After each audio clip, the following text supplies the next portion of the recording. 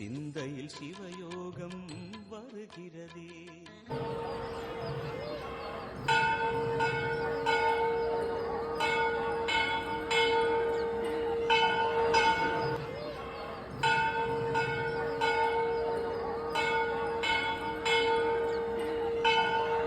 ஓம் ஐஜாயுத்மகே தண்டகஸ்தாய திமிகே தன்னோ வாராகி பிரசோதியார். நல்லதே நடக்கும். ஓம் நம சிவாயும். எல்லாம் அல்ல ஸ்ரீ வாராகிமன் திருவடி சரணம். உலகத் தமிழ் நெஞ்சங்கள் அனைவருக்கும் உங்கள் சுசர ராஜகணபதியின் அன்பான் வணக்கங்கள். இன்றைய பதிவில் விருச்சிக ராசி அனுஷ நட்சத்திரத்தில் பிறந்த நண்பர்களே, அடியோடு தலைகளாக மாறப்போகும் உங்களுடைய வாழ்க்கை. காரணம், புதிய பாதை, புதிய வாழ்க்கை உங்களுக்கு பிறக்கப் போகிறது. புதிய தமிழ் புத்தாண்டு மூலமாக தமிழ் புத்தாண்டுக்கு பிறகு நடக்கப் போகின்ற அடுத்தடுத்த கிரகங்களுடைய பயிற்சி மிக முக்கியமா. கெட்டவனும் நல்லவனா மாறுவான், அசுபகரமும் நல்ல சுபகரமா மாறும் உங்களுடைய வாழ்க்கையில. ஸோ அதனாலேயே அதிரடியான நன்மைகள் உங்களுடைய வாழ்க்கையில் நடைபெறப்போது. அது என்னென்ன அப்படின்றத இன்றைய பதில பார்த்துருவோம். பதிவை ஃபுல்லா பாருங்க. மேலும் நம்மளுடைய சேனல்ல ஏற்கனவே சனிப்பெயர்ச்சியினுடைய பலன்கள் மற்றும் குருவோடைய வக்ர நிவர்த்தி பலன்களை பதிவிட்டுருக்கிறோம். சேனலை போய் பாருங்க. மேலும் டிஸ்கஷன் லிங்க் தானே பிரஸ் பண்ணி பார்த்து பயனடைஞ்சுங்க. விருச்சிக ராசி அனுஷ நட்சத்திரத்தில் பிறந்த நண்பர்களே, மிக முக்கியமா விருச்சிக ராசி அனுச நட்சத்திரக்காரர்கள் கவனிக்க வேண்டியது என்னன்னா, உங்களுடைய நட்சத்திராதிபதி, அதாவது அனுச நட்சத்திர அதிபதி சனி பகவான் 5ஆம் இடம் மீனத்தில் அமர்ந்திருக்கிறார். திருக்கிறந்தபடி வாக்கியப்படியுமே பயிற்சி அடைஞ்சு முடிச்சுட்டாரு. 5ல தான், அதாவது மீன ராசியில தான் சனிவான் இருக்க போறார் அடுத்த 2 வருடங்கள். பூர்வ புண்ணியஸ்தானம் 5ஆம் இடம் அப்படின்னு சொல்லக்கூடியது. அப்போ புண்ணியங்கள் வழுக்க போகுது. நீங்கள் செய்த தான தர்மங்கள், புண்ணியங்கள் இப்போ உங்களுக்கு பெயர், புகழ், பணம், செல்வாக்கு என அனைத்தையும் கொடுக்கக்கூடிய வருடமாக இந்த 2026 இருக்க போகுது. இதுல தமிழ் புத்தாண்டும் சேர்ந்து கொண்டது. ஆமாங்க, விஸ்வாசுவ வருடம் முடிந்து பராபவ தமிழ் வருடம் பிறக்குது ஏப்ரல் மாதம் 14ஆம் தேதி. குறிப்பிட்டு செவ்வாய்க்கிழமை அன்னைக்கு உங்களுடைய ராசிநாதன் செவ்வாய், விருச்சிக ராசிக்கு அதிபதி யாரு? செவ்வாய் தான். ஸோ அவருடைய நாள் தான் தமிழ் புத்தாண்டு பிறக்குது. இதுல மேலும் மிக முக்கியமாக கவனிக்க வேண்டியது சதய நட்சத்திரத்தில் பிறக்கிறது. சதய நட்சத்திரம் எங்க இருக்கு? கும்பராசியில இருக்கு. அந்த கும்பத்தில் ஏற்கனவே ராகு வந்திருக்கிறாரு. அந்த ராகு தான் சதய நட்சத்திரத்துக்கு அதிபதி. ஸோ அதிரடியான திருப்பங்களை, மாற்றங்களை செய்யக்கூடிய ஒரு கிரகம் ராகு. ஸோ அப்படி இருக்கும்போது கண்டிப்பா விருச்சிக ராசிக்காரர்களுடைய வாழ்க்கையிலையும் அதிரடியான திருப்பங்களை, மாற்றங்களையும் செஞ்சே தீரும். அது என்னென்ன மாற்றம் அப்படின்றத முதல்ல பார்த்துருவோம். முதல்ல அனுச நட்சத்திரக்காரர்களுக்கு கூடாத திருமண வாழ்க்கை இனி கைகூடி வரப்போகுதுங்க. கற்பு சம்பந்தமான, மானம் சம்பந்தமான பிரச்சனை இருந்தால் அந்த பிரச்சனை சரியாகுங்க. உங்க பேருக்கு ஒரு களங்கம் ஏற்பட்டிருக்கா, அது துடை தெரியப்படுங்க. நல்ல ஒரு பெயர் உங்களுக்கு கிடைக்க போகுது. அவப்பெயர் நீங்க, கெட்ட பெயர் நீங்க, உங்க மேல யாராவது ஒரு பழி போட்டுருந்தாங்க, அந்த பழி நீங்க போதுங்க. குற்ற தண்டனையிலிருந்து விடுவிக்கப்படுவீங்க. ஓகேங்களா? கவர்மெண்ட் சம்மந்தப்பட்ட ஏதோ கோர்ட்டு கேஸ், இல்லை பனிஷ்மெண்ட்டு, அரசாங்கம் வழியில் ஏதோ ஒரு பிரச்சனைனா அந்த பிரச்சனையில நீங்கள் விடுதலை அடைவீங்க. ஸோ அந்த பிரச்சனை உங்களுக்கு முடிவடையும். டிவைஸ் கேஸ், விவாகரத்து கேஸாக இருந்தாலும் அந்த கேஸ் முடியுங்க. ஸோ அதனாலேயே உங்களுக்கு ஒரு நிம்மதி, சந்தோஷம் உங்களுக்கு இருக்குது. கண்டிப்பாக சுகஸ்தானத்தில் ராகுவான் இருந்து அந்த சுகத்தை கொடுக்க ஆரம்பிக்கிறாரு இந்த தமிழ் புத்தாண்டுக்கு பிறகு. ஸோ அதனாலேயே நிச்சயம் அனுச நட்சத்திரக்காரர்களுக்கு மன வலி, மன வேதனை, மன அழுத்தம் கண்டிப்பாக நீங்கி உடல் சுகமும், மிக முக்கியமாக மன நிம்மதியும் கிடைக்கும். சரிங்களா? மிக முக்கியமாக அந்த வேலை பார்க்கக்கூடிய இடத்துல உங்களுக்கு சப்போர்ட் பண்ணுறதுக்கு ஒரு நல்ல ஒரு கேரக்டர், நண்பர்கள், தோழர்னு சொல்லலாம், நல்ல விதமாக அமைவாங்க இனிமேல். ஸோ நெகட்டிவாக இருந்தவங்க இனிமேல் பாசிட்டிவாக வருவாங்க. நீங்கள் வேலை பார்க்கக்கூடிய இடத்துல, தொழில் பண்ணக்கூடிய இடத்துல.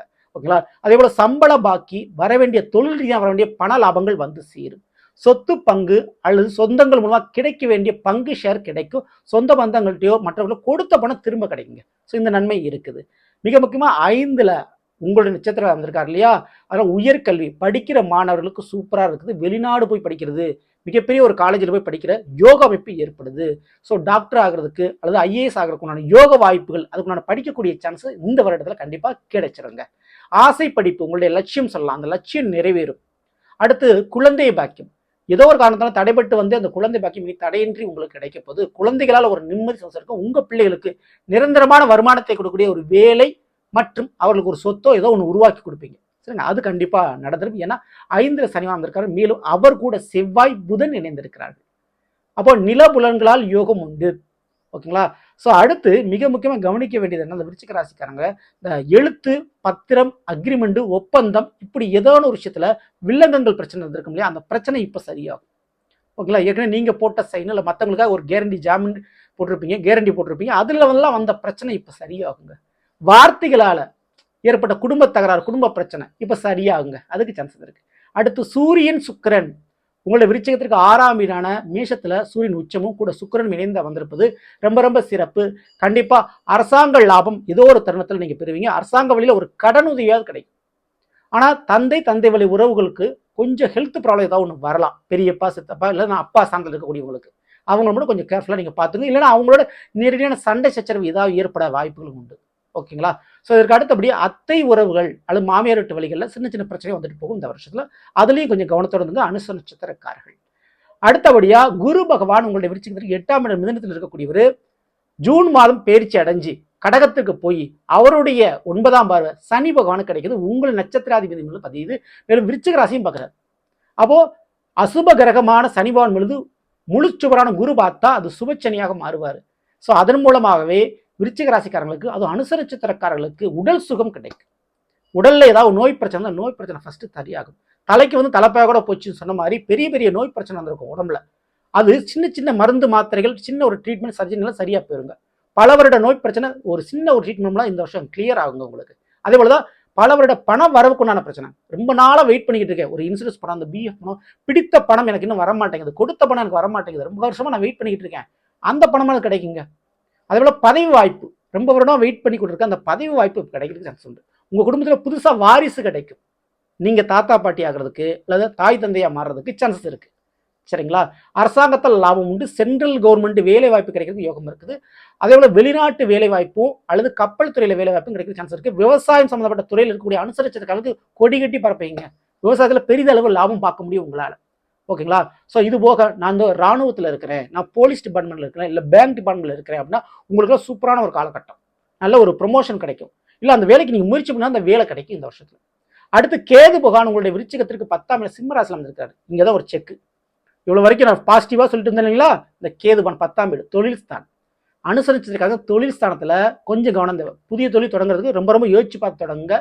தொழில கோபம் வேண்டாம், அவசரம் வேண்டாம், வேகம் வேண்டாம், நிதானத்தை கடைபிடிக்கிறது நல்லது. தொழில ஏமாறுறதுக்கு இழக்கிறதுக்கு வாய்ப்பு இருக்கு, பொருளையோ பணத்தையோ. சரிங்களா? நல்ல வேலை பார்க்கக்கூடிய நல்ல ஒரு பார்ட்னர்ஷிப் இழந்துருவீங்க, நல்ல வேலை பார்க்கக்கூடிய ஆளை இழந்துருவீங்க. ஸோ கொஞ்சம் தொழில் விஷயத்துல கவனமா இருங்க. அதே போல வீட்டில் இருக்கக்கூடிய மிகப்பெரிய வயதானவர்கள் ஏற்கனவே நோயாளி பிரச்சனைல மாட்டிக்கிட்டு முழிக்கிறாங்கன்னா அவங்களுடைய ஆயுள் விஷயத்துல கூடுதல் கவனம் தேவை. அவங்களுக்கு ஒன்று தேவையில்லாத மருத்துவ செலவு எக்ஸ்பென்சிவா தேவையில்லாத செலவு பண்ணி மருத்துவ ரீதியாக லாஸ் ஆகலாம், அல்லது அவங்களுடைய ஆயுள் விஷயத்துல சின்ன கண்டங்கள் வந்துட்டு போகலாம். ஸோ அவங்களையும் கொஞ்சம் கவனமா நீங்க பார்த்துக்கணும். அதுபோல நீங்க எந்த ஒரு காரண ரீதியாகவும் ஒரு கோர்ட்டு கேஸ் வழக்கு தொடுத்துருன்னு ஆரம்பிச்சிடாதீங்க இந்த வருஷம். அது தவிர்த்துறது ரொம்ப ரொம்ப நல்லது. அப்படி தொடுத்தா மாட்டிக்கிட்டீங்கன்னா ரொம்ப வருஷத்துக்கு அது நீண்டுகிட்டு போகும். சரிங்களா? ஸோ இதுல மட்டும் கவனத்தில் இருந்துங்க. மிக முக்கியமா இந்த விருச்சிக ராசி அனுஷ நட்சத்திரக்காரர்களுக்கு இந்த வருடத்தில் தமிழ் புத்தாண்டுக்கு பிறகு உங்களுக்கு புதுசா ஒரு வேலை அல்லது புதியது ஒரு திருமண வாழ்க்கை அல்லது புதுசா ஒரு உறவு உங்க வாழ்க்கையில வந்து உங்க வாழ்க்கையினுடைய பாதையை மாத்துங்க. உங்களுக்கு கிடைக்க வேண்டிய தொழில் மற்றும் சொத்து பத்துகளே வேற விதமா உங்களுக்கு கொடுக்கும். அதனால இனிமே நீங்க பயணிக்கக்கூடிய வாழ்க்கை என்பது வேறு ஒரு பாதையில் வேறு நபர்களோடு வேறு தொழில்துறைகளோடு நீங்க பயணிக்க வேண்டிய சூழ்நிலை உங்களுக்கு உருவாகும் வேறு இடத்துல. இதுல ஏதாவது ஒரு விஷயம் புதுசா இருக்கும். சரிங்களா? அதுலலாம் எந்த மாற்றுக்கட்டேன். சரி, இப்படிப்பட்ட சூழல்ல அது நல்லா இருக்கணும், அதுல நீங்க கஷ்ட நஷ்டம் படக்கூடாது அப்படின்னு நீங்க நினைச்சீங்கன்னா நீங்க செய்ய வேண்டியது மிக முக்கியமா கருட பகவானுடைய வழிபாடு கண்டிப்பா நீங்க பண்ணணும். கருட பகவானை வணங்கணும். முருகன் கோயில்ல இடும்பன் சொல்லுவாங்க, அந்த இடும்பனுடைய தெய்வத்தை வணங்கணும். ஸோ இந்த ரெண்டுல ஏதாவது ஒரு தெய்வத்தை புரிஞ்சுக்குங்க. சனிக்கிழமை கருட பகவானை வணங்குறது ரொம்ப சிறப்பு. செவ்வாய்க்கிழமை முருகனை வணங்கும் போது இடும்பனையும் சேர்த்து வணங்குங்கள். அது மிகப்பெரிய அளவு ஒரு நன்மை செய்யும். சரிங்களா? தவறாம இந்த வழிபாடை பண்ணிக்கோங்க. சரிங்களா? ஸோ நல்ல நாம் இன்று விருச்சிக ராசி அனுஷ நட்சத்திரத்தில் பிறந்தவருக்குரிய பலனை பற்றி பார்த்து நிச்சயமா இந்த பதிவு உங்களுக்கு யூஸ்ஃபுல்லாக பண்ணிக்கிறேன். பிடிச்சிருந்த லைக் பண்ணணும், நண்பர்களுக்கும் முருகனுக்கும் மறக்காமல் ஷேர் செய்யுங்க. இதுவரை நம்முடைய சேனலை சப்ஸ்கிரைப் பண்ணாம சப்ஸ்கிரைப் பண்ணிங்க. கூட தர பெல் ஐகானை பிரஸ் பண்ணி பக்கத்தில் ஒரு ஆல் வசதி தவறாமல் செலுத்தி வச்சுங்க. மேலும் அடுத்த சந்திப்போம். நன்றி, வணக்கம். நல்லதே நடக்கும். நம சிவாயும். எல்லாம் அல்ல ஸ்ரீ பாரகியும். திருவடி சரணம்.